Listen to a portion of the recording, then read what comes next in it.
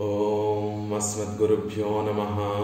శ్రీరంగసింహగిరిదేశికపాదసేవా ప్రాప్తాఖిలద్రవిడవేదరహస్యజాతం శ్రీగౌతమాన్వయజమాశ్రితభాగధేయం గోపాలదేశికమహం శరణం ప్రపద్యే.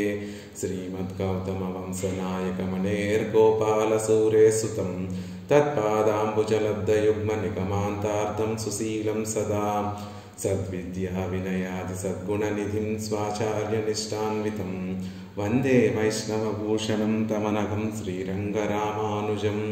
కౌశికాన్వయ సంజాతం వెంకటార్యతనూభవం వేదాంతాచార్య సచ్చిష్యం ఉడైవర్లు గురుం భజే.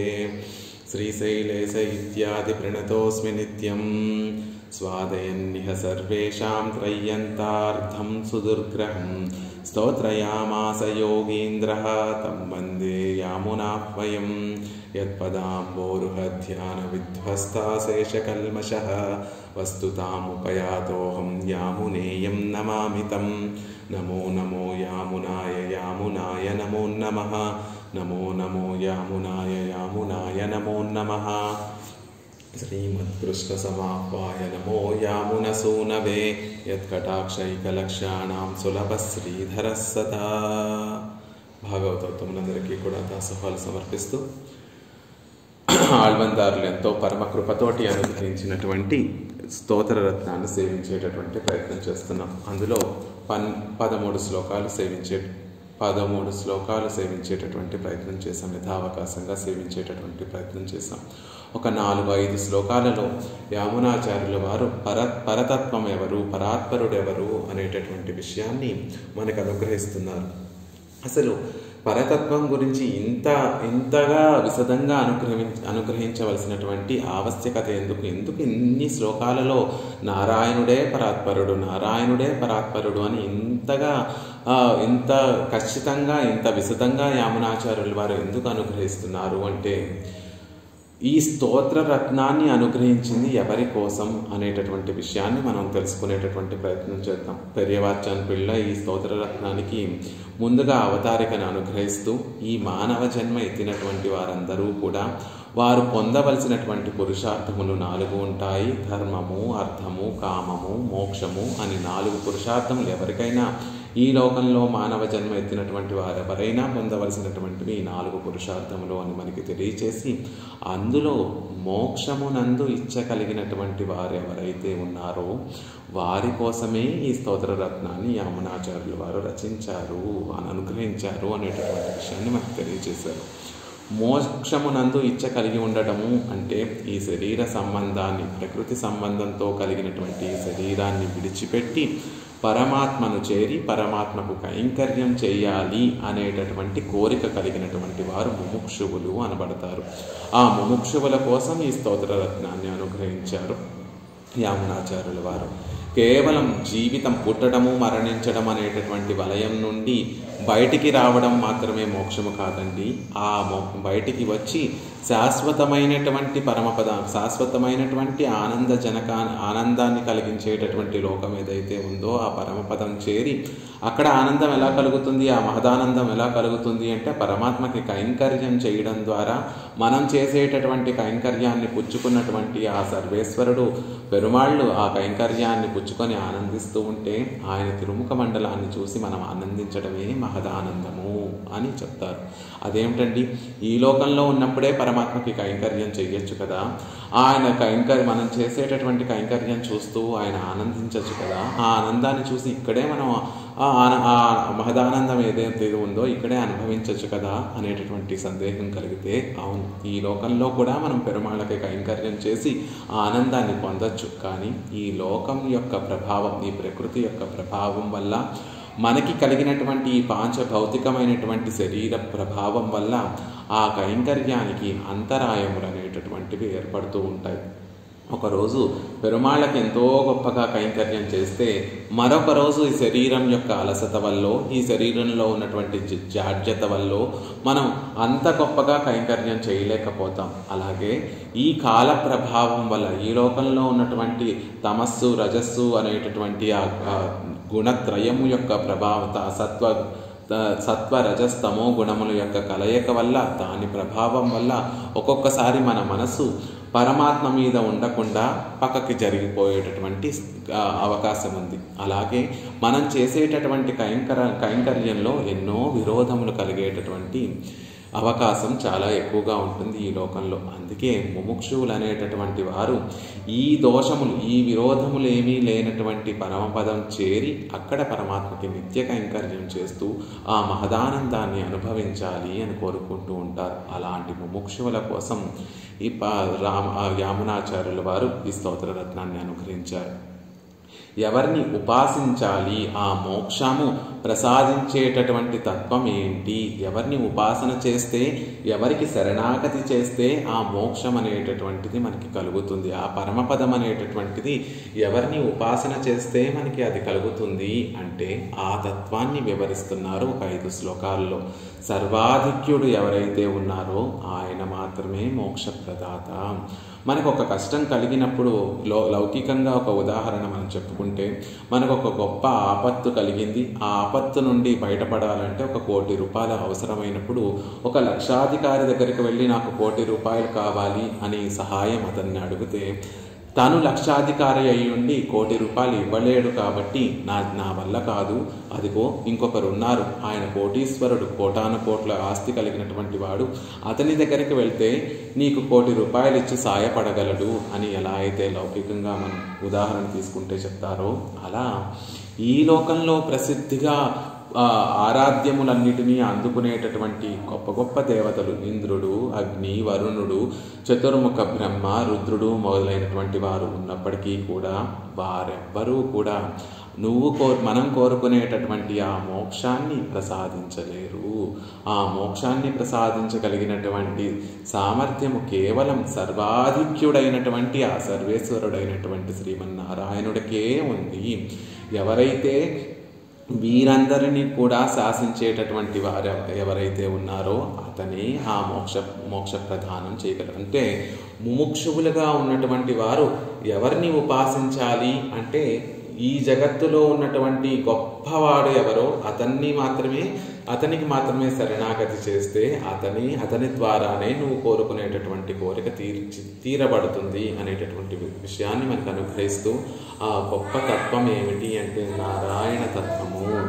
స్వాభావికంగా అనవధికంగా అతిశయించినటువంటి ఈశితృత్వము కలిగినటువంటి వారు అని కొన్ని శ్లోకాలలో మనం ఉపాసన చేయవలసినటువంటి ఆ పరతత్వానికి ఉండవలసినటువంటి లక్షణములన్నీ కూడా మనకు అనుగ్రహిస్తున్నారు యామునాచార్యుల వారు.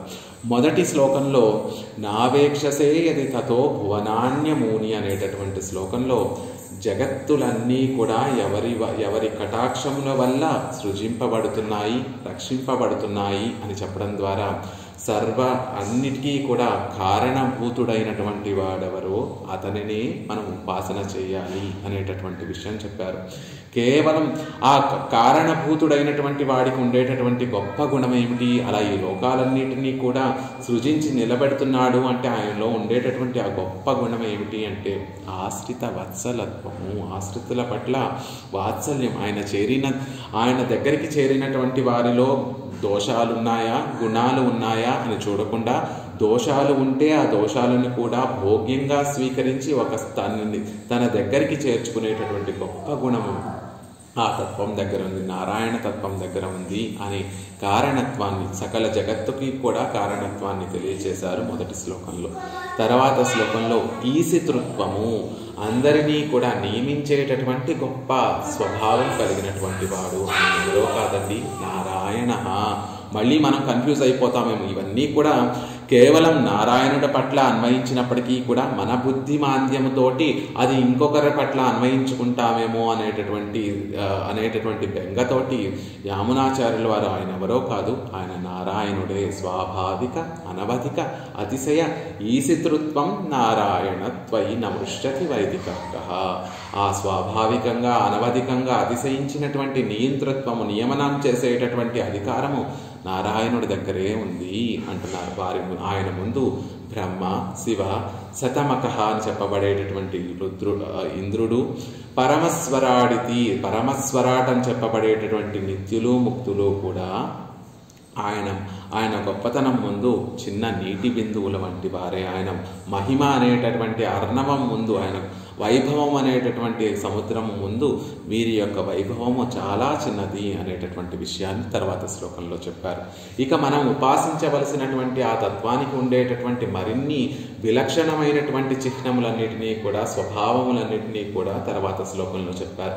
మనం ఉపాసన చేయవలసినటువంటి ఆ తత్వము శ్రియపతిత్వము కలిగి ఉండాలి. లక్ష్మీదేవికి నాథుడెవరైతే ఉన్నారో వారిని ఆశ్రయించండి అనేటటువంటి విషయాన్ని తర్వాత శ్లోకంలో, అలాగే పరమసత్వ సమాశ్రయ కహ, ఎవరైతే సత్వగుణ సంపన్నులు, శుద్ధ సత్వగుణ సంపన్నులు ఎవరైతే ఉన్నారో వారందరూ కూడా ఎవరిని ఆశ్రయించారో వారినే మనం ఆశ్రయిద్దాము. ఇంతకు ముందు వారు మన సాంప్రదాయంలో పూర్వులే, మనకన్నా ముందు ఉన్నటువంటి పూర్వాచార్యులు, వారికన్నా ముందు ఉన్నటువంటి ఆళ్వార్లు, వారికన్నా ముందు ఉన్నటువంటి ముక్త పురుషులు, నిత్యులు, వారందరూ కూడా ఎవరిని ఆశ్రయించారో వారిని ఆశ్రయిద్దాం. ఎటువంటి దోషములు లేనటువంటి సత్వగుణం కలిగినటువంటి వారు ఎవరిని ఆశ్రయిస్తున్నారో ఆయనని ఆశ్రయిద్దాం. ఆయనే పరతత్వము అనేటటువంటి విషయం చెప్తున్నారు. అంతెందుకండి, ఆయన ఏ అవతారం ఎత్తినా, ఏ స్వరూపంలో ఉన్నా, అంటే అక్కడ పరమపదంలో పరతత్వముగా ఉన్నా, క్షీరాబ్దిలో వ్యూహతత్వముగా ఉన్నా, అంతర్యామి తత్వముగా ఉన్నా, అవతారముగా ఉన్నా, అర్చారూపంలో వేయించేసి ఉన్నా, ఆయన కన్నులు ఆ పరతత్వాన్ని మనకి తెలియచేస్తాయి, ఆయన నేత్రములు ఆ పరత్వాన్ని మనకి తెలియచేస్తాయని పుండరీక నయనః, ఎవరికైతే పుండరీకముల వంటి విశాలమైనటువంటి నేత్రములు కలిగినటువంటి వారో ఆయనే పరాత్పరుడు. ఇక్కడ పుండరీక నయనః అని చెప్పడంలో రెండు తామర పువ్వుల వంటి రెండు కన్నులు కలిగినటువంటి వారు. మిగిలినటువంటి దేవతలందరూ కూడా చతుర్ముఖ బ్రహ్మకి 8 కన్నులు కలిగినటువంటి వాడు, రుద్రుడు త్రినేత్రుడు, ఇంద్రుడు సహస్ర కన్నులు కలిగినటువంటి వాడు. కాబట్టి ఆయన కాదు,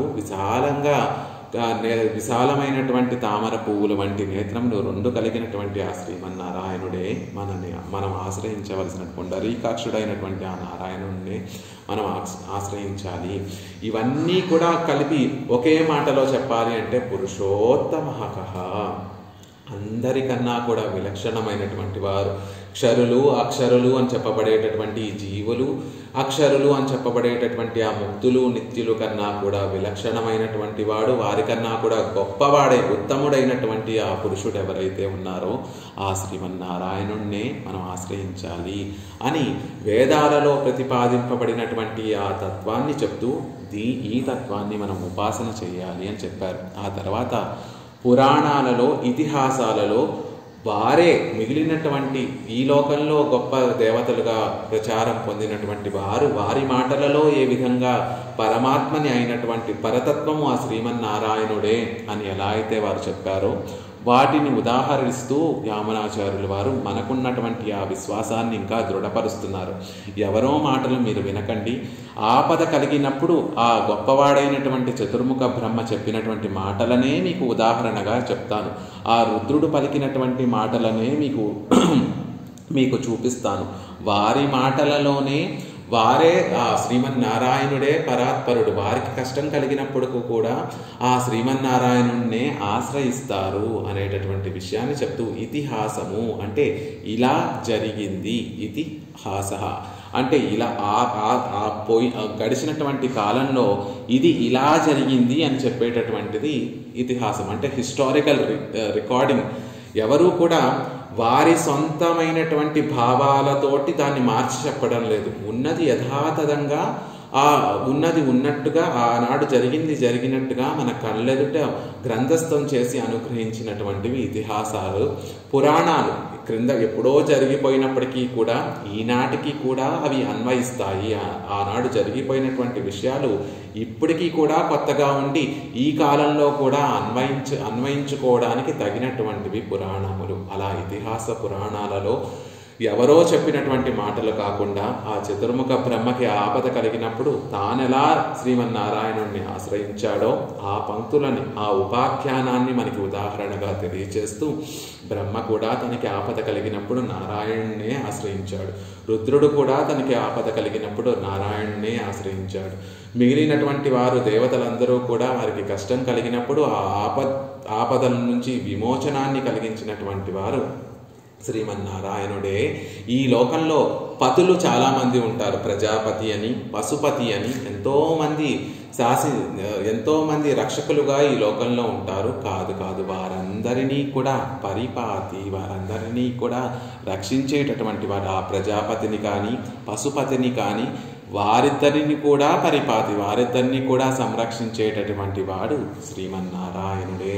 ఎందుకండి, ఎవరి పాదోదకము శిరస్సున ధరించి రుద్రుడు మంగళప్రదుడవుతున్నాడో అతను శ్రీమన్నారాయణుడే కదా అని ఇతిహాసాలలో, పురాణాలలో చెప్పబడినటువంటి ఉపాఖ్యానాలను ఎవరో చెప్పినటువంటి మాటలు కాదు, ఋషులు చెప్పినటువంటి మాటలు కాదు, ఆళ్వార్లు చెప్పినటువంటి మాటలు కాదు. వారే స్వయంగా ఎవరైతే ఆ రక్షకత్వాన్ని పొందినటువంటి వారు ఎవరైతే ఉన్నారో ఆ చతుర్ముఖ బ్రహ్మ కానీ రుద్రుడు కానీ వారే స్వయంగా చెప్పినటువంటి మాటలన్నిటినీ కూడా మనకి చూపిస్తూ వారే ఒప్పుకున్నారు కదా శ్రీమన్నారాయణుడే పరాత్పరుడు అనేటటువంటి విషయాన్ని మనకు తెలియజేస్తూ, నీకు మోక్షం మీద ఇచ్చ ఉండి పరమాత్మకి శాశ్వతమైనటువంటి కైంకర్యం చేయాలి అనుకుంటే అదిగో ఆ నారాయణ తత్వాన్ని ఉపాసన చేయాలి అని ఒక 4 శ్లోకాలలో చెప్పి 5వ శ్లోకంలో ఇవన్నీ ఎంత చెప్పినా కూడా మనలాంటి వాళ్ళకి అజ్ఞానం ఎక్కువగా ఉండి జ్ఞానం ఎక్కువైపోయి కొంతమంది ఇవన్నీ తప్పండి, కొన్ని చోట్ల ఇప్పుడు మహిష్ట ఫలప్రధానై అని క్రిందటి శ్లోకంలో చెప్పారు కదా, ఆ రుద్రుడు బ్రహ్మ పరమాత్మ నుండి వరాలు పొంది వారికి కావాల్సినటువంటి విషయాలన్నీ, వారికి కావాల్సినటువంటి ఫలములన్నీ కూడా శ్రీమన్నారాయణుడి దగ్గర నుంచి పొందారని చెప్తున్నారు కదా. కానీ ఒకానొక సందర్భంలో ఆ శ్రీమన్నారాయణుడు కూడా రుద్రుడి ద్వారా వరాన్ని పొందినటువంటి వాడయ్యాడు కదా. మరి కృష్ణావతారంలో తనకి అనేక మంది భార్యలు ఉన్నప్పుడు ఒకానొక పత్నికి సంతానం కలగకపోతే ఆ కృష్ణుడు తన భార్యతోటి కైలాసానికి చేరి రుద్రుణ్ణి ఆరాధించి ఆ రుద్రుడి ద్వారా సంతానాన్ని పొందాడు కదా.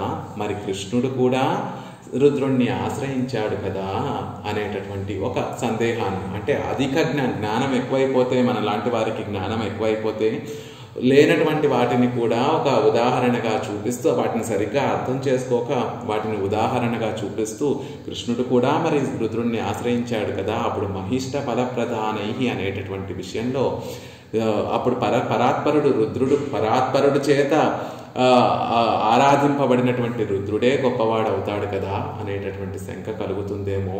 వాటినన్నిటినీ కూడా క్లియర్ చేస్తున్నారు, వాటినన్నిటినీ కూడా సమాధానపరుస్తున్నారు తర్వాత శ్లోకంలో. మనం ఇప్పుడు చెప్పుకున్నటువంటి ఆ కృష్ణుడు రుద్రుణ్ణి ఆశ్రయించేటటువంటి వృత్తాంతం ఏమిటి అంటే అది మహిష్ట ఫలప్రదానై అనేటటువంటి ఆ వాక్యంలోనే చేరిపోతుంది. అంటే గొప్పవైనటువంటి కోరికలు తీర్చేటటువంటి వాడు. భక్తుల కోరికలు ఎంత క్లిష్టమైనవైనప్పటికీ కూడా, ఎంత కష్టమైనటువంటివైనప్పటికీ కూడా ఆ కోరికలు తీర్చేటటువంటి సామర్థ్యం కలిగినటువంటి వారు. ఎలాంటి కోరికలు కోరుకుంటారు తనను ఆశ్రయించినటువంటి వారు అంటే, ఈ వృత్తాంతం కృష్ణుడు రుద్రుణ్ణి ఆశ్రయించేటటువంటి వృత్తాంతానికి ముందు రుద్రుడే అంటే శివుడే శ్రీమన్నారాయణుడి గురించి ఎంతో ఘోరమైనటువంటి తపస్సు చేస్తే అప్పుడు శ్రీమన్నారాయణుడు రుద్రుడి యొక్క తపస్సుకి మెచ్చి ఆయనకి సాక్షాత్కరిస్తే అప్పుడు రుద్రుడు ఒక కోరిక కోరుకుంటాడు, శ్రీమన్నారాయణ ఈ లోకంలో ఉన్నటువంటి వారందరూ కూడా నిన్నే గొప్పవాడివిగా భావిస్తారు, నువ్వే గొప్పవాడివి కూడా. అలాంటి నువ్వు నా దగ్గరికి వచ్చి నా గురించి తపస్సు చేసి నా దగ్గరికి వచ్చి ఒక కోరిక కోరుకోవాలి, ఇదే నా కోరిక అని రుద్రుడు శ్రీమన్నారాయణుని ఒక కోరిక కోరుకుంటాడు. అప్పుడు శ్రీమన్నారాయణుడు అలాగే కృష్ణావతారంలో నేనే నీ దగ్గరికి వచ్చి నిన్ను ఆరాధించి నీ చేత నీ దగ్గర కోరిక కోరుకుంటాను అని నారాయణుడు రుద్రుడికి వరాన్ని ప్రసాదిస్తాడు. తన భక్తుడు కోరినటువంటి కోరికను సఫలం చేయడం కోసం ఆయన ఎంత క్రిందకైనా దిగిపోవడానికి సిద్ధపడిపోతాడు. అలా మహిష్ట ఫలప్రదానై, తాను రుద్రుడికి ఇచ్చినటువంటి కోరికను సఫలం చేయడం కోసం కృష్ణుడిగా అవతరించినప్పుడు తాను తన భార్యతో కలిసి కైలాసానికి చేరి రుద్రుణ్ణి ఆరాధించి రుద్రుడి ద్వారా సంతానాన్ని పొందుతాడు. ఆ సందర్భంలోనే రుద్రుడు కూడా ఒక పెద్ద సభను ఏర్పాటు చేసి, కృష్ణుడు కైలాసానికి వేయించేసినప్పుడు రుద్రుడి దగ్గర ఒక పెద్ద సభను ఏర్పాటు చేస్తే ఆ సభకి అందరూ మహర్షులు దేవతలు అందరూ కూడా వస్తే ఆ విషయాన్ని రుద్రుడే చెప్తాడు. స్వామి, నువ్వు కేశవుడివి, అంటే బ్రహ్మకి రుద్రుడు అయినటువంటి నాకు కూడా ఈశుడివి.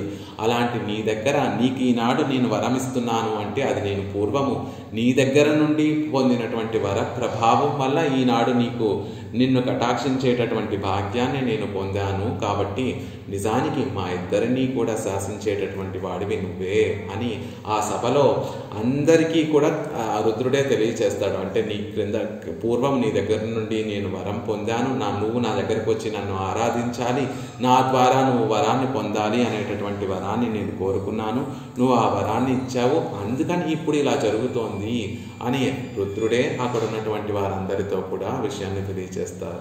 అలా మహిష్ట వారు కోరుకునేటటువంటి కోరికలు సామాన్యమైనటువంటివి కాదు, అయినప్పటికీ కూడా వాటినన్నిటినీ కూడా ప్రదానం చేసేటటువంటి వాడు శ్రీమన్నారాయణుడే.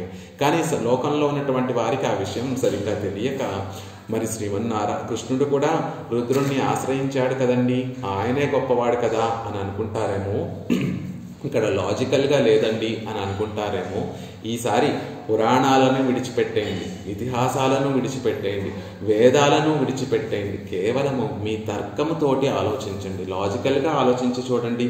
అప్పుడు కూడా మీకు శ్రీమన్నారాయణుడే గొప్పవాడు అని తెలుస్తుంది అనేటటువంటి విషయాన్ని ఈ శ్లోకంలో మీరు వేదాన్ని నమ్మకపోయినా పురాణ ఇతిహాసాలలో ఎవరైతే ఆ రక్షకత్వాన్ని పొందారో వారు చెప్పినా ఆ మాటలు నమ్మకపోయినా మీ బుద్ధి ద్వారా తత్వం ఏదైతే ఉందో, లాజికల్ సెన్స్ ఏదైతే ఉందో దాని ద్వారా మీరు ఆలోచించి చూసినా కూడా శ్రీమన్నారాయణుడే పరాత్పరుడు అనేటటువంటి విషయం తెలుస్తుంది అనేటటువంటి విషయాన్ని తెలియజేస్తూ లాజికల్గా అంటే తర్కంగా శ్రీమన్నారాయణుడే పరాత్పరుడు అనేటటువంటి విషయాన్ని ఇక్కడ ఈ శ్లోకంలో మనకి అనుగ్రహిస్తుంది. మనలాంటి మూర్ఖులందరికీ వారు కూడా వారి యొక్క నా లాజిక్నే నేను నమ్ముతాను, నా తర్కాన్నే నేను నమ్ముతాను అని దృఢంగా విశ్వసించేటటువంటి వారందరికీ కూడా తర్క విధానంలో, తర్క న్యాయ విధానంలో శ్రీమన్నారాయణుడే పరాత్పరుడు అనేటటువంటి విషయాన్ని చెప్తున్నారు. కస్యోదరే ఇది ప్రమాణానుకూలమాన తర్కరూపన్యాయత్తాలే ఉక్తమాన భగవత్పరతత్వత్తై నిగమిక్కిరార్. ఆ శ్రీమన్నారాయణుడే పరాత్పరుడు అని ఎన్నో 4 శ్లోకాలలో చెప్పినప్పటికీ కూడా కొంతమంది సంసారంలో ఉన్నటువంటి కొంతమంది ఆ విషయాన్ని అంగీకరించకపోతే ప్రమాణ అనుకూలమాన, ప్రమాణాలన్నిటికీ వేదంలో చెప్పబడినటువంటి ప్రమాణాలన్నిటికీ కూడా అనుకూలంగా ఉండేటటువంటి తర్కరూప న్యాయత్తాలే, తర్కాన్ని ఉపయోగించి బుద్ధిని, లాజికల్ సెన్స్ను ఉపయోగించి ఒక విషయాన్ని తెలియచేస్తూ భగవంతుడు శ్రీమన్నారాయణుడే పరాత్పరుడు అనేటటువంటి విషయాన్ని సుస్పష్టంగా మనందరికీ తెలిసేటట్టుగా చెప్తున్నారు యామునాచార్యుల వారు.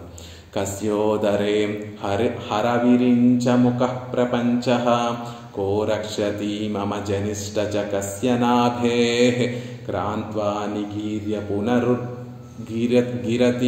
త్వదన్యః కః కేన వైశ్య పరవానితి శక్య శంకః. కస్యోదరే హరవిరించి ముఖః ప్రపంచః కో రక్షతి మమ జనిష్ట చ కస్య నాభేః క్రాంత్వా నిగీర్య పునరుద్గిరతి త్వదన్యః కః కేన వైశ్య పరవానితి శక్య శంకః. మీకు పురాణాలను మేము విశ్వసించము, వేదాలను విశ్వసించము, ఉపనిషత్తులను విశ్వసించము, ఇతిహాసాలను మేము నమ్మము అంటే ఒకసారి ఇలా ఆలోచించి చూడండి. కస్యః ఏ పరమాత్మ యొక్క ఉదరే గర్భమునందు హర విరించి ముఖ ప్రపంచ. హర అంటే హరుడు రుద్రుడు, విరించి అంటే బ్రహ్మ, ముఖ మొదలైనటువంటి దేవతలందరూ, ప్రపంచ ప్రపంచమంతా కూడా ఎవరి గర్భంలో చేరిపోయి ఉంటోందో, ప్రళయ సమయంలో ఎవరు హరుణ్ణి, విరించిని, చతుర్ముఖ బ్రహ్మని, మిగిలినటువంటి దేవతలందరినీ, అంతెందుకండి ఈ లోకాలన్నిటినీ కూడా తన ఉదరంలో ఉంచుకొని రక్షించేటటువంటి వాడు ఎవరో అతనే పరాత్పరుడు. ఎవరు అలా అందరినీ రక్షిస్తున్నారు? రుద్రుడా ప్రళయ సమయంలో ఈ జగత్తునంతటినీ, మిగిలినటువంటి దేవతలందరినీ తన ఉదరంలో ఉంచుకొని రక్షించేటటువంటి వాడు రుద్రుడా? లేకపోతే చతుర్ముఖ బ్రహ్మ ప్రళయ జలాలలో ఈ లోకాలన్నీ మునిగిపోతూ ఉంటే వారందరినీ కూడా తన ఉదరంలో ఉంచుకొని రక్షించేటటువంటి వాడు చతుర్ముఖ బ్రహ్మ కాదే. శ్రీమన్నారాయణుడు ఒక్కడే అందరినీ తన నోటితోటి తన కంఠంతో పుచ్చేసుకొని తన ఉదరంలో ఉంచుకొని తన అందరినీ రక్షించేటటువంటి వాడు శ్రీమన్నారాయణుడు కదా. ఆ ప్రళయ సమయాన్ని ఒకసారి గుర్తు తెచ్చుకోండి, అప్పుడు మీకు పరాత్పరుడు ఎవరో తెలిసిపోతుంది. ఎవరి ఉదరంలో అందరూ చేరిపోయి రక్షింపబడుతున్నారో అతనే కదా పరాత్పరుడు అనేటటువంటి విషయాన్ని చెప్తున్నారు. కహ ఎవరు, ఇమం ఈ ప్రపంచాన్ని, రక్షతి కో రక్షతీమం రక్షతి ఇమం అజనిష్టచ, అలా ఈ ప్రపంచాన్నంతటినీ కూడా రక్షించేటటువంటి వాడు ఎవరవుతున్నారు అంటే తన ఉదరంలో ఉంచుకొని ఈ లోకాలన్నిటినీ రుద్రుడితోటి, చతుర్ముఖ బ్రహ్మతోటి, మిగిలినటువంటి దేవతలందరితో సహా ఈ లోకాలన్నిటినీ కూడా తన ఉదరంలో ఉంచుకొని ఈ ప్రపంచాన్నంతటినీ కూడా రక్షించేటటువంటి వాడెవరో ఆయనే పరాత్పరుడు. కస్య నాభేహ ఏ మహనీయుని యొక్క నాభీ కమలము నుండి అజనిష్టచ ఇమం అజనిష్టచ ఈ లోకమంతా కూడా పుడుతోందో అతనే పరాత్పరుడు. మళ్ళీ ఆ ప్రళయ జలాలన్నీ కూడా సద్దుమణిగిన తర్వాత ఎవరి నాభి నుండి ఒక కమలము ఉద్భవించి ఆ కమలములో చతుర్ముఖ బ్రహ్మ ఆవిర్భవించి తద్వారా ఈ లోకములన్నీ కూడా సృష్టింపబడుతున్నాయో ఆయనే పరాత్పరుడు కదా అంటున్నారు. తత్ అలాంటి నీకంటే ఇతరులు ఎవరు, ఇతరు పరాత్పరులైనటువంటి వారు ఇంకెవరు అనేటటువంటి విషయాన్ని చెప్తున్నారు. ప్రళయ సమయంలో అందరినీ రక్షించేటటువంటి వాడు, ఆ ప్రళయ జలాలు సద్దుమణిగిన తర్వాత ఒక యోగ్యమైనటువంటి కాలం ఆసన్నమైన తర్వాత మళ్ళీ సృష్టినంతటినీ కూడా ఆరంభించేటటువంటి వాడెవరో ఆయనే పరాత్పరుడు కదా.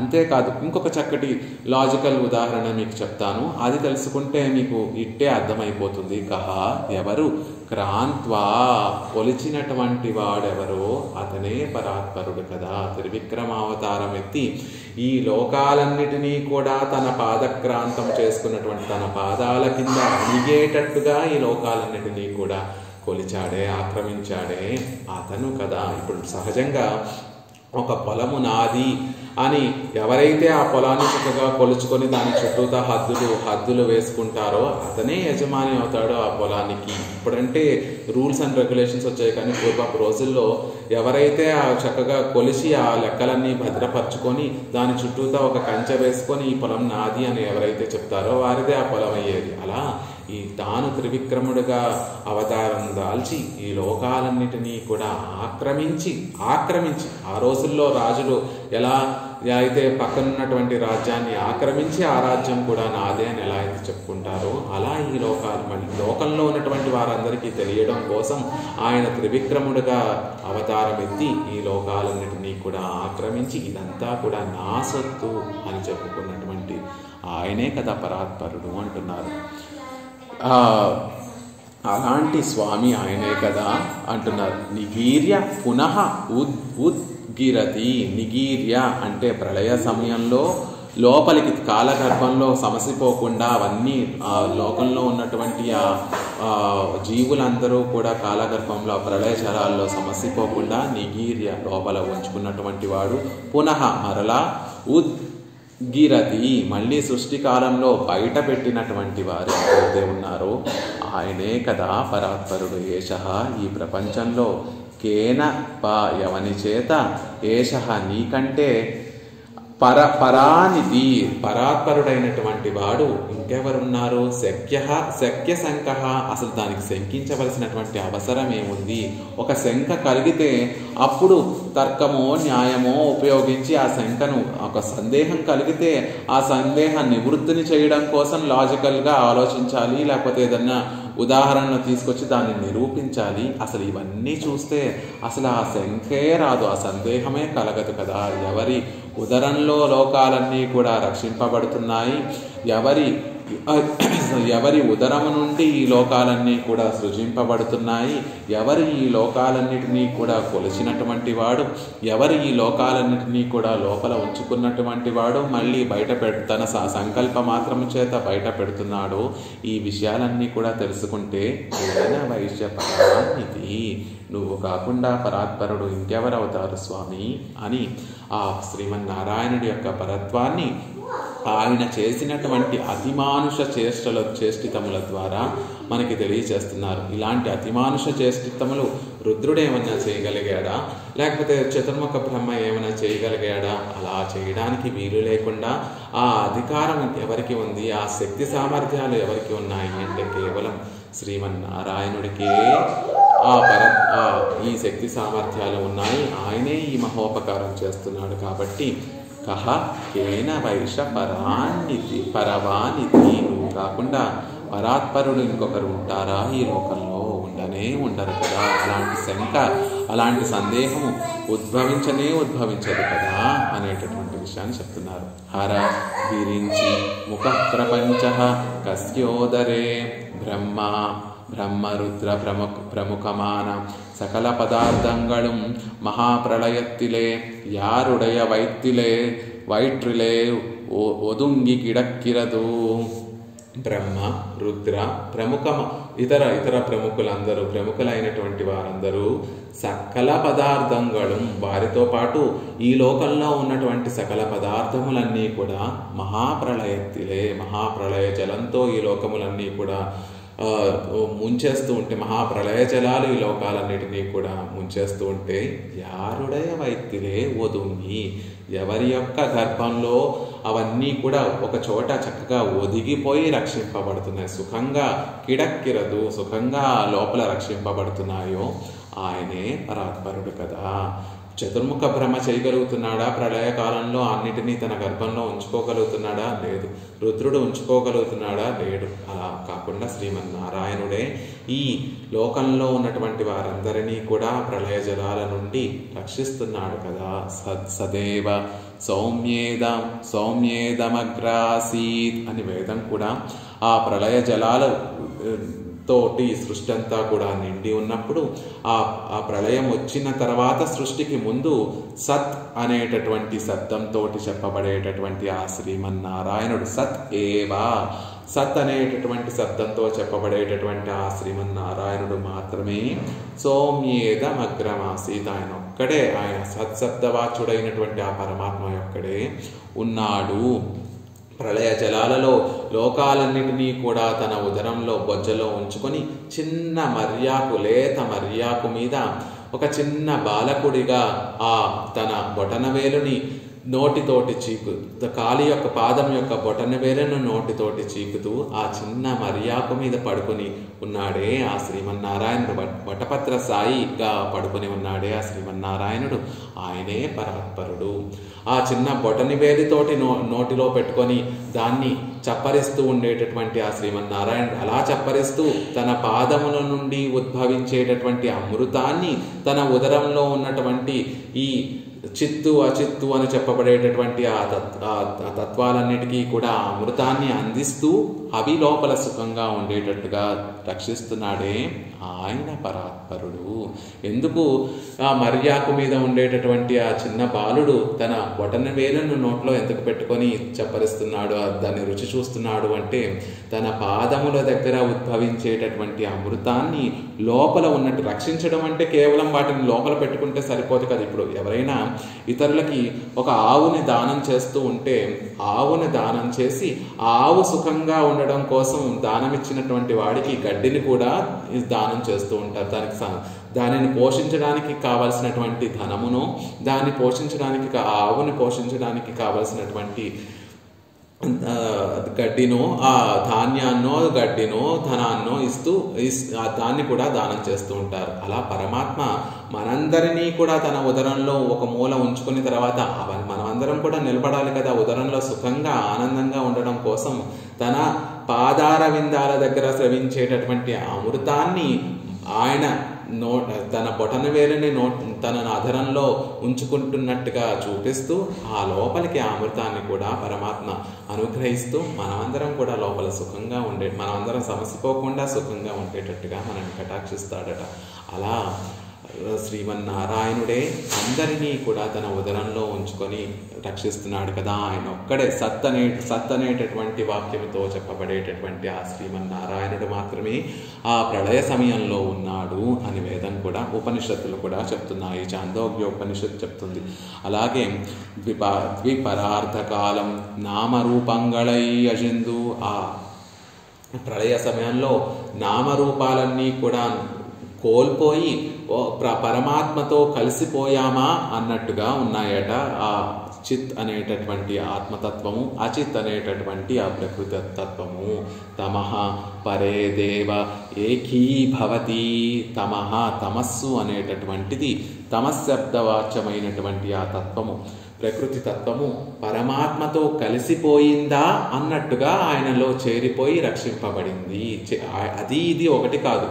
ఆ పరమాత్మతో చేరి ఆయన లోపల ఒక మూల పరమాత్మలో చేరిపోయి, ఆ మూల చేరిపోయి పరమాత్మతో ఏకీభవించిందా అన్నట్టుగా చేరిపోయి ఆయన చేత రక్షింపబడింది కదా అని ఉపనిషత్తులు చెప్తున్నాయి అంటున్నారు. ఇంగిరపడియే సర్వేశ్వరన్ పక్కలిలే కిడక్కిరపడియే చొల్లుగిరదు.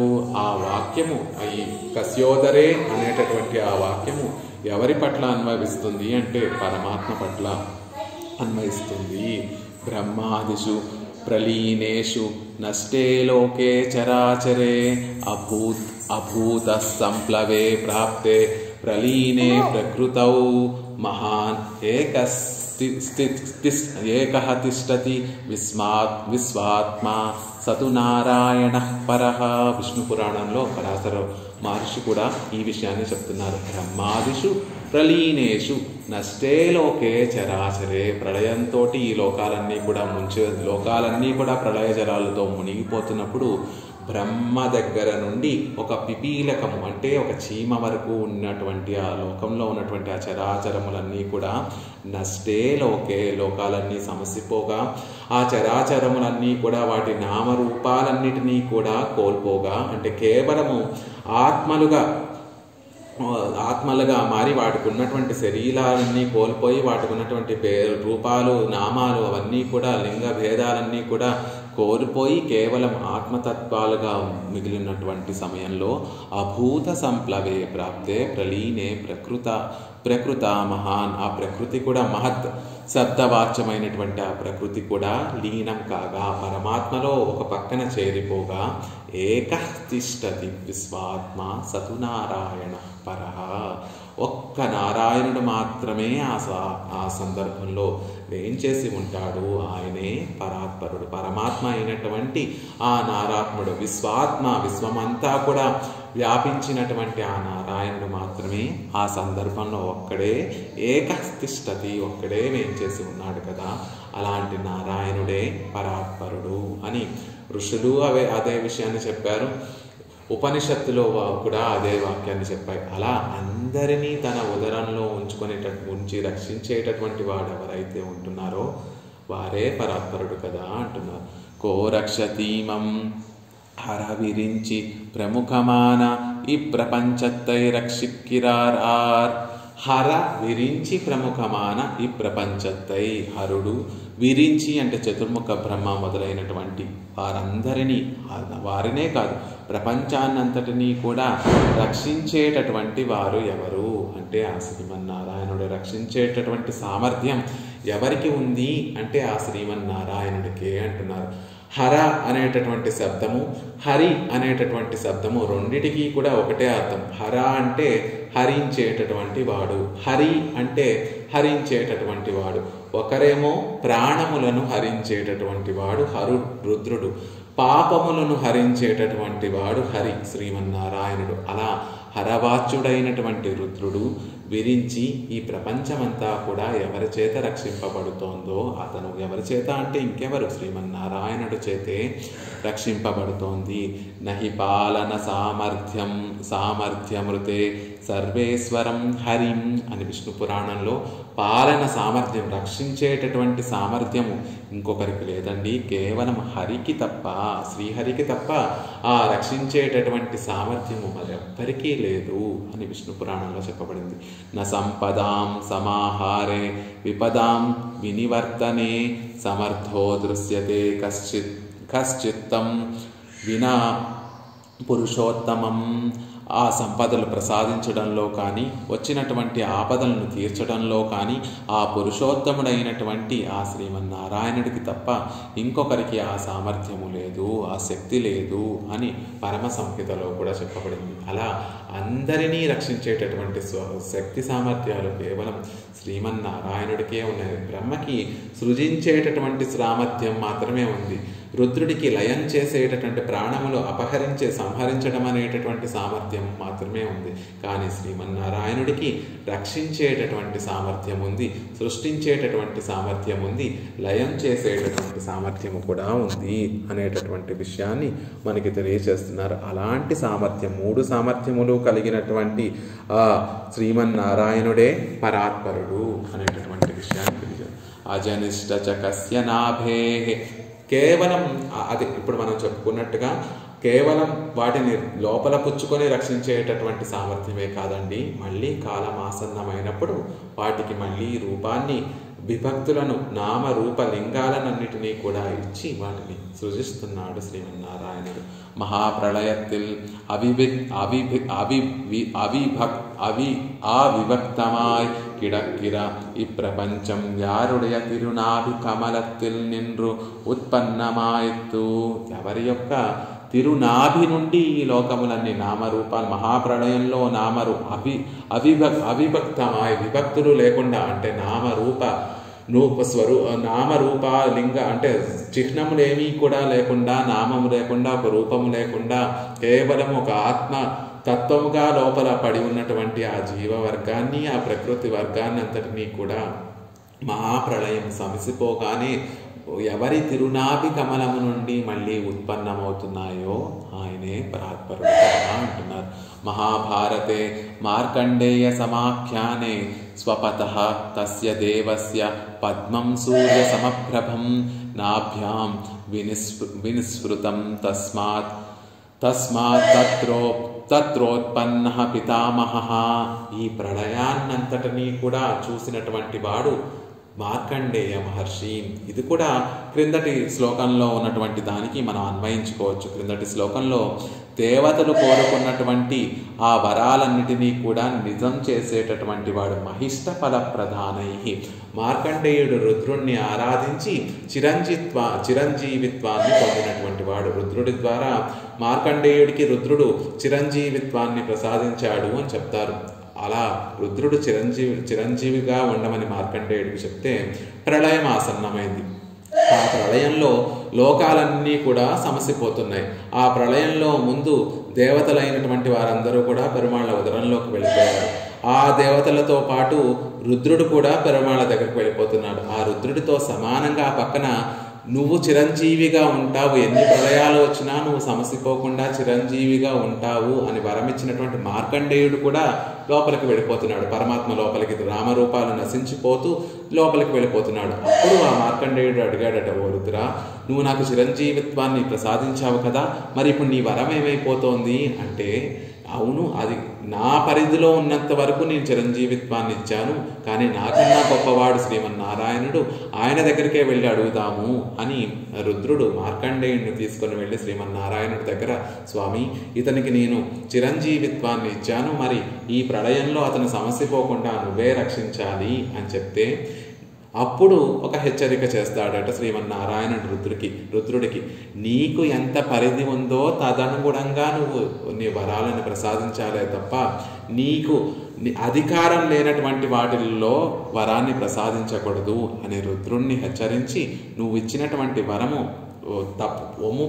అయిపోకూడదు, తప్పవ్వకూడదు. కాబట్టి నువ్వు ఇచ్చినటువంటి మాట తప్పవ్వకూడదు. కాబట్టి అదీ కాకుండా వచ్చేటటువంటి సృష్టి అంతటికీ కూడా ఒక గుణపాఠంగా ఉండాలి. ఎవరు పరాత్పరుడు, ఈ లోకాలన్నీ కూడా ప్రళయకాలంలో ఏమైపోతాయి, ఈ ఆత్మతత్వము ఆ అచిత్తు తత్వము ప్రళయ సమయంలో ఎలా ఉంటుంది అనేటటువంటి దానికి ఒక సాక్షి కావాలి. కాబట్టి ఈ మార్కండేయుడిని నేను కూడా చిరంజీవిగా అంగీకరిస్తున్నాను.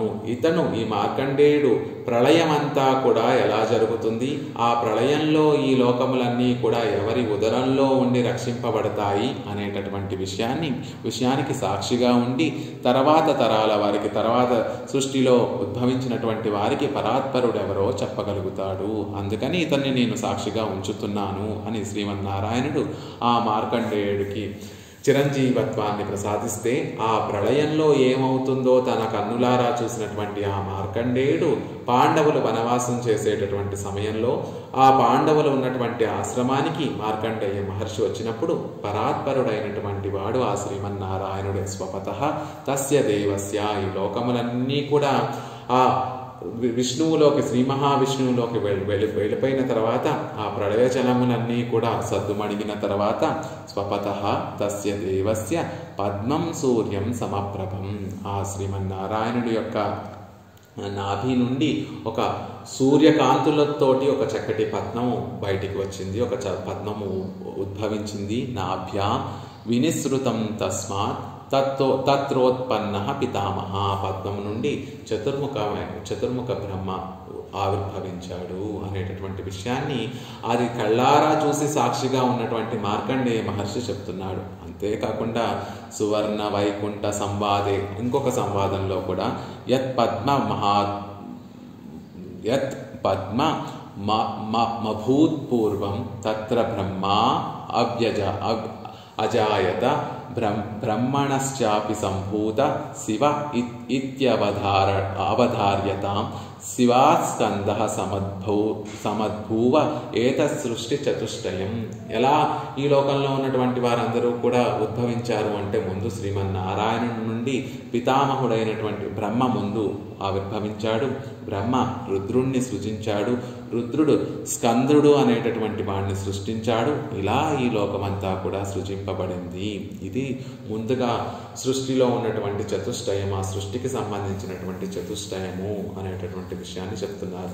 అలా పరమాత్మ నుండి బ్రహ్మ, బ్రహ్మ నుండి రుద్రుడు, బ్రహ్మ ద్వారా ప్రజాపతుల ద్వారా ఈ లోకములన్నీ కూడా, ఈ లోకంలో ఉన్నటువంటి వారందరూ కూడా సృజింపబడ్డారు. అలా అజనిష్టచ కస్య నాభే. ఈ లోకములన్నీ కూడా ఎవరి నాభి కమలం నుండి ఉద్భవిస్తున్నాయో అతనే పరాత్పరుడు కదా అనేటటువంటి విషయాన్ని చెప్తున్నారు. క్రాంత్వా, అంతెందుకండి, ఈ లోకాలన్నిటినీ కూడా కొలిచినటువంటి వాడు, కొలిచి ఇదంతా కూడా నా సొత్తు అని చెప్పుకున్నటువంటి వాడు ఎవరైతే ఉన్నారో ఆయనే పరాత్పరుడు కదా అని ఇంకొక ఉదాహరణ చెప్తున్నారు. క్రాంత్వా బ్రహ్మాది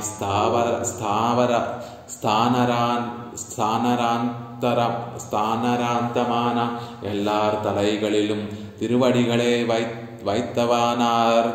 ఎవరైతే ఆ బ్రహ్మ నుండి స్థావరముల వరకు ఉన్నటువంటి ఆ అందరి తలల మీద, అందరి శిరస్సుల మీద తన తిరువడిని, తన శ్రీపాద పద్మముల్ని ఉంచారో ఆయనే పరాత్పరుడు కదా. తిరువడిగళిలే తలయిలే వైత్తవనో తిరువడిగళిన్ కీజే తుగయ్యుండాననో ఈశ్వరన్ ఎన్గిరారు. మీరే ఆలోచించండి, లాజికల్గా ఆలోచించండి. శిరస్సు మీద తలపెట్టినటువంటి వాడు పరాత్పరుడా, ఆ పాదపద్మముల కింద ఒదిగిపోయి తలదాచుకున్నటువంటి వారు పరాత్పరుడా, ఈశ్వరుడా? మీరే చెప్పండి. ఈ లోకంలో యజమాని పాదాల దగ్గర దాసులందరూ కూడా యజమాని పాదాల దగ్గర కూర్చొని పాద సేవనం చేస్తూ ఉంటారు. ఆ సన్నివేశాన్ని చూస్తే చెప్పక్కర్లేదు, అతను యజమాని, ఇతను దాసుడు.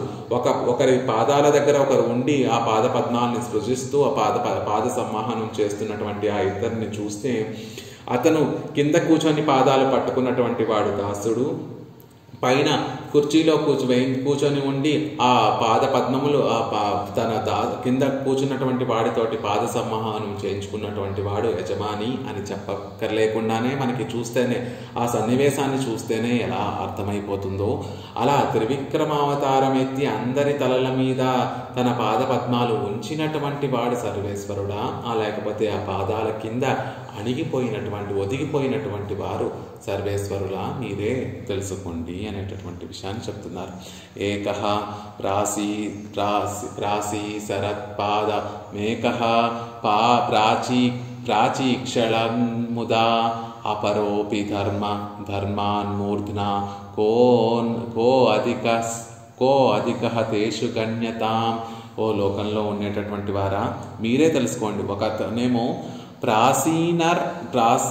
ప్రాసీసరత్ పాద, ఒక అతనేమో పాదాలను చాచాడు, ఇంకొక అతనేమో ఆ పాదాలను సంప్రోక్షించాడు, ఆనందంగా ఆ పాదాలను సంప్రోక్షించాడు. ఒక అతనేమో ఆ పాద తీర్థాన్ని శిరస్సును ధరించాడు. కో అధిక, వీరి ముగ్గురులో ఎవరు అధికులో తేషు గణ్యత మీరే ఆలోచించి గమనించండి అనేటటువంటి విషయాన్ని మన మహర్షులందరూ కూడా చెప్తారు. ఒకరు పాదములను చాచితే, ఒకరు పాదములని కడిగితే, ఒకరు ఆ పాద తీర్థాన్ని శిరస్సును ధరిస్తే వీరి ముగ్గురులో ఎవరు గొప్పవారు, ఎవరు అధికులు అనేటటువంటి విషయాన్ని మీరే తెలుసుకోండి అనేటటువంటి విషయాన్ని చెప్తున్నారు. సంగైసురాణామిత్యాది మనకి మాంగళ్య వృద్ధి స్తోత్రంలో కూడా ఆనాడు త్రివిక్రముడుగా పరమాత్మ లోకాలని కొలిచినప్పుడు సంఘాలుగా దేవతలందరూ కూడా వచ్చి ఆ త్రివిక్రముడు చేసినటువంటి ఆ అతిమానుష చేష్టితాన్ని, అంటే తాను ఈ లోకాలన్నిటినీ కూడా ఒక్క కాలితోటి పైనున్నటువంటి ఊర్ధ్వలోకాలన్నిటినీ కొలిచినటువంటి ఆ శ్రీమన్నారాయణుడి యొక్క ఆ అతిమానుష చేష్టిని, ఆ విక్రమ చేష్టితాన్నిటినీ కూడా సంఘాలుగా అసురులందరూ కూడా దేవతలందరూ కూడా వచ్చి చక్కగా ఆనాడు పరమాత్మని కీర్తించారు అని మాంగళ్య వృద్ధి స్తోత్రంలో కూడా చెప్పబడింది. అలా పరమాత్మ ఈ లోకాలన్నిటినీ కూడా కొలిచి మీరందరూ కూడా నా సొత్తు, నేను మీకు స్వామిని అనేటటువంటి విషయాన్ని చెప్తున్నారు. ఎవరి గర్భము నుండి మనం అందరం కూడా సృజింపబడ్డాము అని చెప్పడం ద్వారా ఆయనే తల్లి, ఆయనే తండ్రి అనేటటువంటి సంబంధాన్ని మనకి తెలియజేస్తున్నారు. క్రాంత్వా అని చెప్పడం ద్వారా ఆయన స్వామి, మనం సొత్తు అనేటటువంటి సంబంధాన్ని గుర్తు చేస్తున్నారు. అలా తల్లిగా తండ్రిగా ఈ లోకాలన్నింటినీ కూడా సృజించినటువంటి వాడు, తన సొత్తుగా ఈ లోకాలన్నింటినీ కూడా కాపాడుకునేటటువంటి వాడు ఎవరైతే ఉన్నారో అతనే పరాత్పరుడు.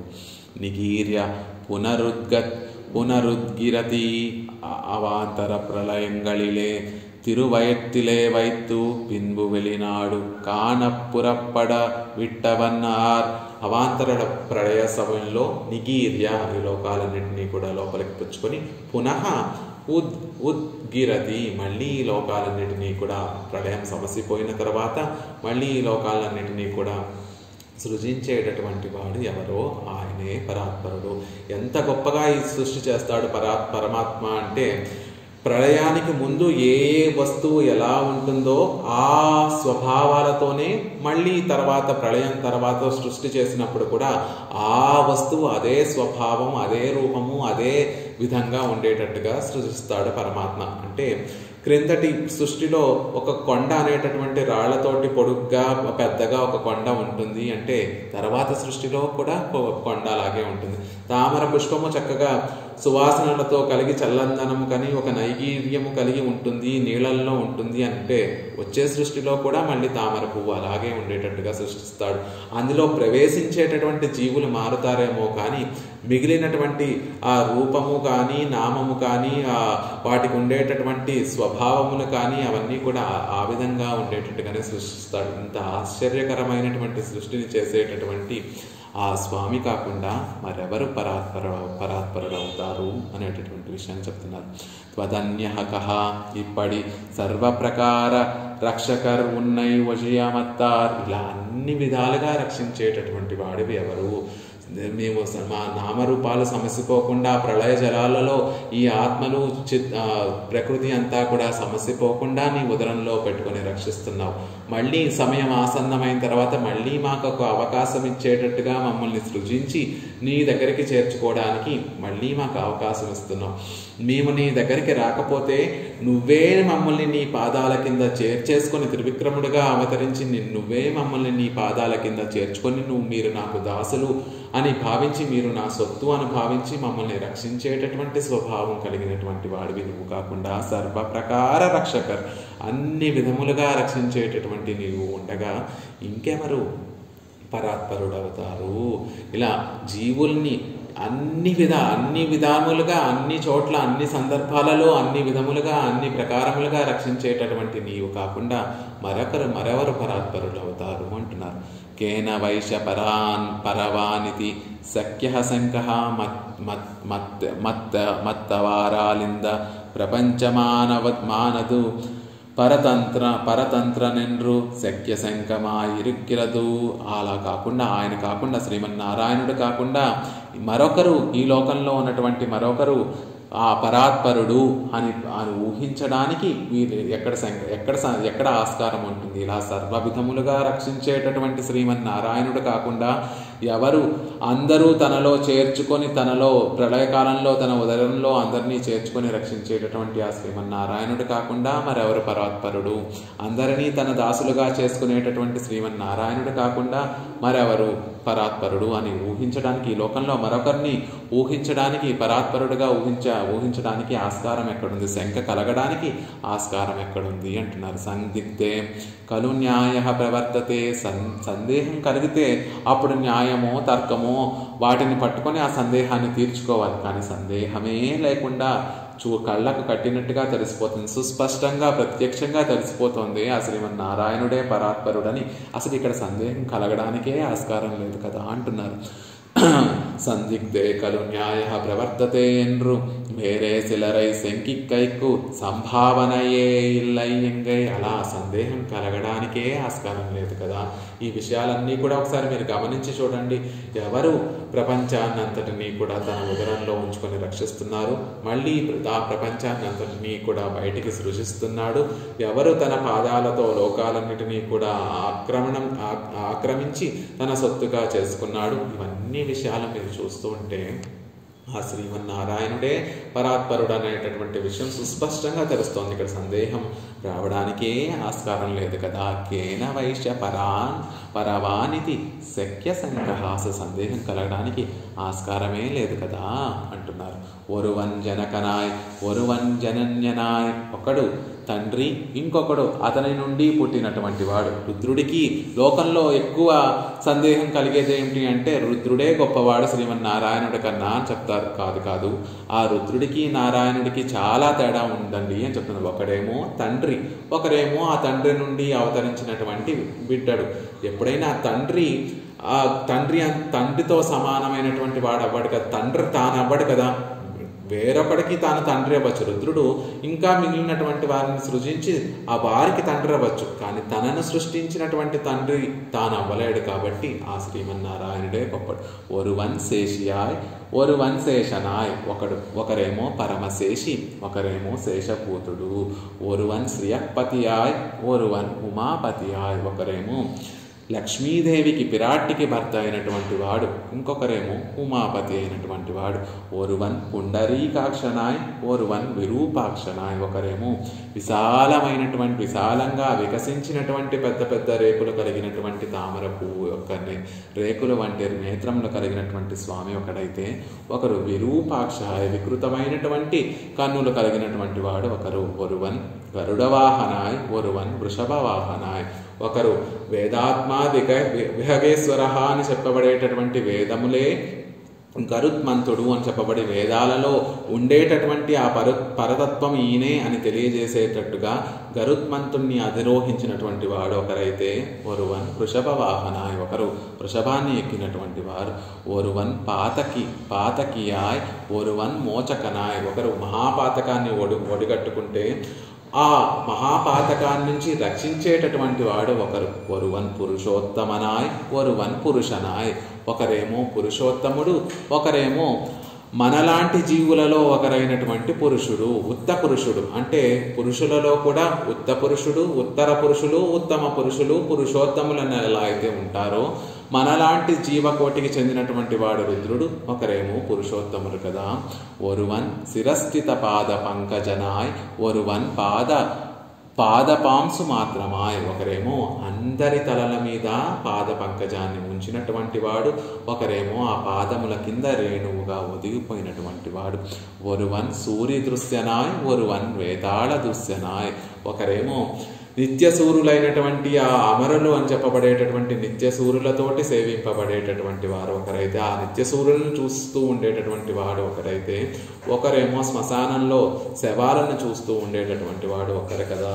ఇప్పటి తమహ ప్రకాశంగళై పోల రుద్రనుక్కుం సర్వేశ్వరనుక్కుం నెడువాసి ఉండాగయ్యాలే రుద్రనుక్కు అస్మదాదిగళోపాధి క్షేత్రజ్ఞతయ్యాలే ఈశ్వరత్వ శంకై ఇల్లై. అలా ఒకరికి రుద్రుడికి శ్రీమన్నారాయణుడికి ఎంత తేడా ఉంది అంటే చీకటికి వెలుగుకి ఎంత తేడా ఉందో అంత తేడా ఉంది. కాబట్టి అంతేకాకుండా ఈశ్వరుడు కూడా మనలాంటి క్షేత్రజ్ఞుడే. తను కూడా తన కర్మను అనుభవించడానికి ఈ లోకానికి ఒక శరీరం పుచ్చుకొని వచ్చినటువంటి వాడే. కాబట్టి అసలు ఈశ్వరుడికి శ్రీమన్నారాయణుడికి సంబంధం తేడా చాలా తేడా ఉందండి. అసలు ఈశ్వరుడికి ఆ పరాత్పరత్వం కలిగి ఉండటం అనేటటువంటి సంఖ్యే రాదు అనేటటువంటి విషయం చెప్తున్నారు. బ్రహ్మ ఉక్కుం సామాన్య న్యాయత్తాలే ఈశ్వరత్వ సంఖ్య ఇల్లై ఎన్రత్తాయత్తు. అలాగే చతుర్ముఖ బ్రహ్మకి కూడా అదే న్యాయంతో ఒకరు శరీరాన్ని పొందినటువంటి వారు, కర్మని అనుభవించడానికి పుట్టినటువంటి వాడు, ఒకడేమో కర్మబంధంతో అందరినీ కట్టేటటువంటి వాడు అనేటటువంటి అదే ఇప్పుడు చెప్పినటువంటి న్యాయం, ఇప్పుడు చెప్పినటువంటి తేడాలు బ్రహ్మకి కూడా అన్వయిస్తాయి. కాబట్టి అలా బ్రహ్మ కూడా ఈ పరాత్పరుడు కాలేడు అనేటటువంటి విషయాన్ని మనకి తెలియజేస్తున్నారు ఈ శ్లోకం ద్వారా. ఇలా ఒక 5 శ్లోకాలలో మనం ఉపాసించవలసినటువంటి ఆ తత్వం ఏది అంటే నారాయణ తత్వమే. నారాయణుడే అందరికన్నా కూడా పరాత్పరుడు. మనం కోరుకునేటటువంటి ఆ మోక్షం అనేటటువంటి మహదానందాన్ని ప్రసాదించగలిగినటువంటి వాడు ఆ శ్రీమన్నారాయణుడే. అనే ఆ నారాయణుడికి ఉండేటటువంటి సర్వాధిక్యాన్ని తెలియజేస్తూ ఆయనే పరాత్పరుడు అనేటటువంటి విషయాన్ని తెలియజేస్తున్నారు. కస్యోదరే హరవిరించ ముఖ ప్రపంచ కో రక్షతి మమ జనిష్ట చ కస్య నాభేః క్రాంత్వా నిగీర్య పునరుద్గిరతి తత్వదన్యః కః కేన వైశ్య పరవానితి సఖ్యశంకః అనేటటువంటి శ్లోకంలో శ్రీమతే రమ్యజామాతృమునీంద్రాయ మహాత్మనే శ్రీరంగవాసినే భూయాద్ నిత్యశ్రీ నిత్యమంగళం సఠారేటిరాత్ ప్రోక్త త్రయంతార్థ ప్రదాయనే అస్మదాచార్యవర్యాయ గోపాలార్యాయ మంగళం.